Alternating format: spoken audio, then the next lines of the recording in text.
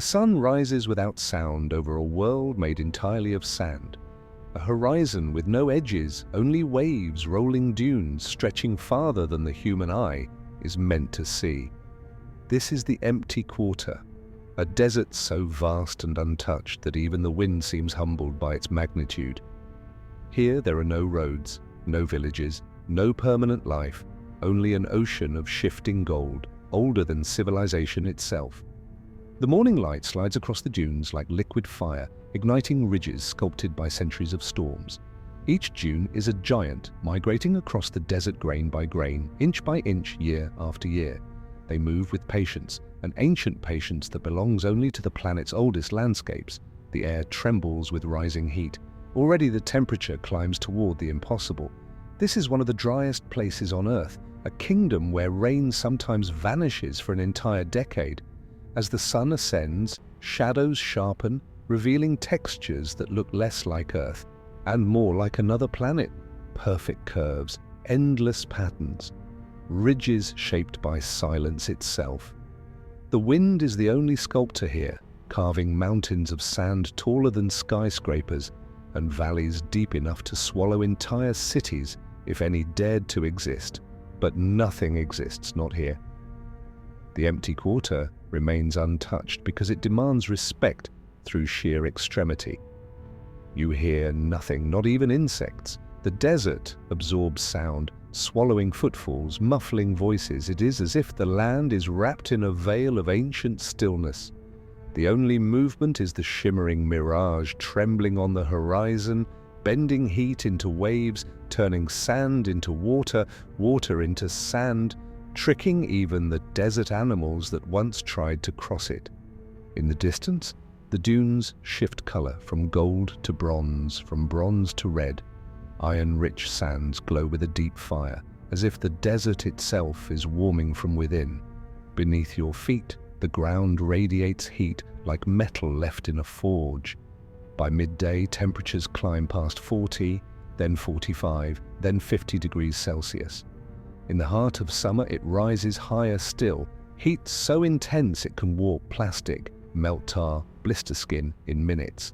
Yet, this place survives unchanged.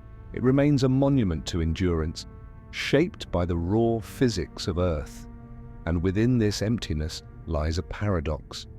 The desert appears lifeless, yet life hides everywhere, in the shadows, beneath the dunes, within the cracks of a world that gives nothing freely.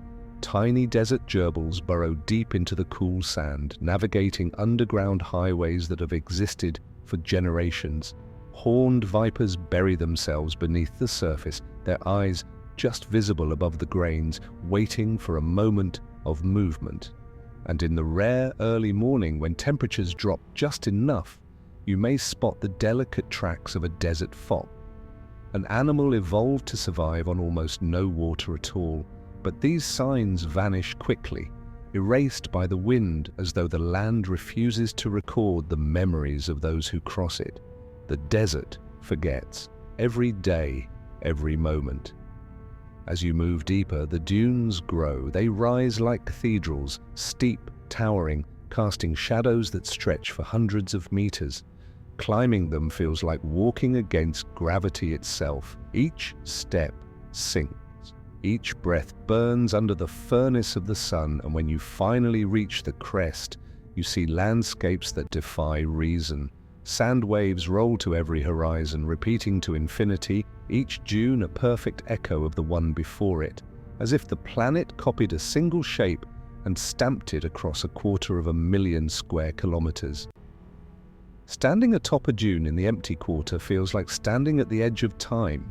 This landscape has looked the same for tens of thousands of years. Empires have risen and fallen, but here, nothing changes. The desert is permanence in motion, always shifting, but always the same. Wind picks up in the afternoon, singing faintly as it glides over the ridges, a soft whisper that grows into a low roar. The sky begins to blur.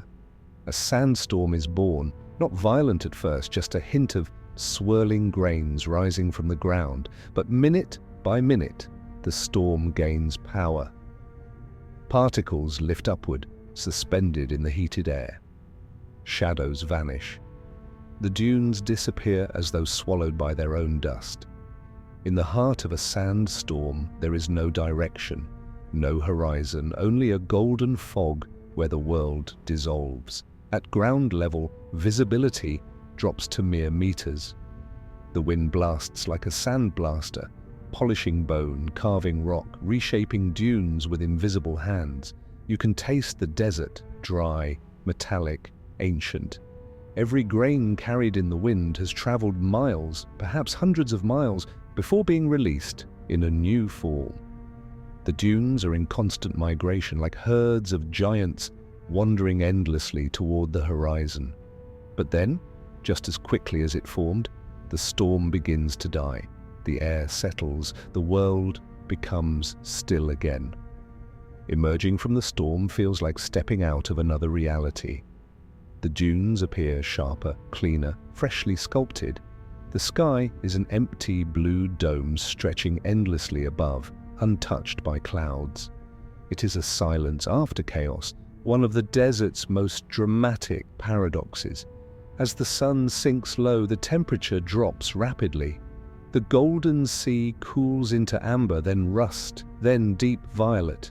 Shadows stretch like fingers across the dunes, creating patterns that shift with every minute. The heat that tortured the land all day evaporates into the sky, leaving behind a surprising chill.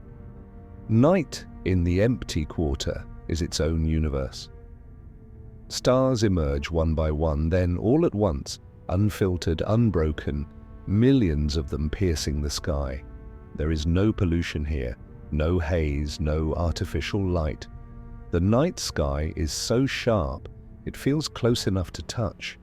The Milky Way stretches overhead like a river of frozen light. This is one of the darkest places left on Earth, a sanctuary where the cosmos reveals itself with ancient clarity. Under starlight, the dunes transform again. They become silver waves, cold, smooth, reflecting the sky like a mirror of sand. A strange glow dances across the ridges as grains shift in the night breeze, producing faint whispers, almost like the desert is breathing. For centuries, explorers described this place as haunted, and when you stand alone in the dark with nothing but endless dunes and countless stars, you understand why. The empty quarter feels alive.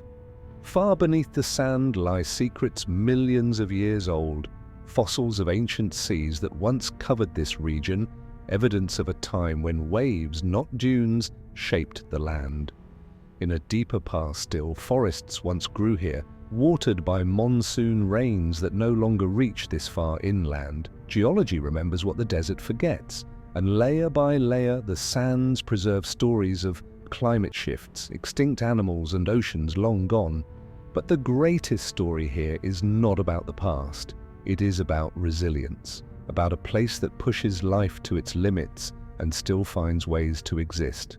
A place that remains untamed because its extremes guard it like a fortress. And in a world where almost every corner has been touched, mapped, photographed, and transformed, the empty quarter stands untouched, vast, unforgiving, and overwhelmingly beautiful.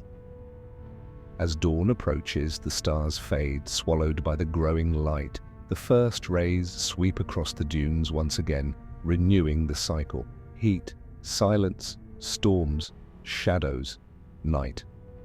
The desert begins its daily transformation, an ancient ritual repeated across millennia. The sun rises on a land that feels eternal, a kingdom of sand untouched by time. A reminder that some places remain wild not because they are forgotten, but because they refuse to be anything else. And as the dunes glow with the fire of morning, the empty quarter whispers its silent truth. Some worlds are not meant to be conquered, only witnessed.